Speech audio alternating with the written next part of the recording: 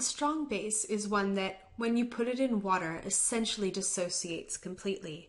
Common examples are hydroxides, for example, sodium hydroxide. In this question, we're asked for the pH when we take 10 milliliters of 2.0 molar sodium hydroxide and dilute it in 90 milliliters of water.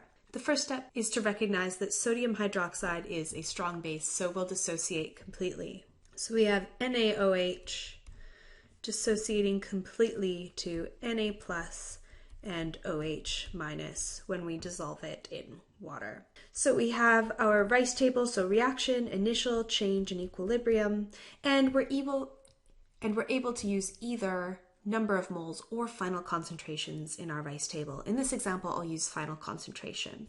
So our initial concentration, C1, times our initial volume, V1, is equal to our final concentration, C2, times our final volume, V2. What we're interested in is this final concentration, so I'm going to solve for the final concentration. Now we just need to plug in our numbers. Our initial concentration is 2 molar. Our initial volume is 10 milliliters.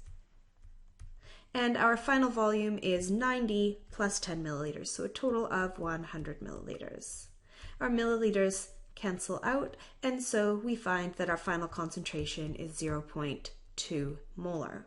Now I can fill that in as the initial concentration of sodium hydroxide, so 0.2 molar. We know that it will dissociate completely in water, so all of it is going to react, so the change is negative 0.20, and anything that reacts on the left, that disappears on the left, is going to appear on the right. So over here we have to have plus 0.02 molar, and for hydroxide we again have plus 0.20 molar. Our equilibrium concentrations then are just the addition in each column. So on the first column we have 0.2 minus 0.2, so 0 molar. We have 0.20 molar for our concentration of sodium, and for hydroxide we have 0.20 molar.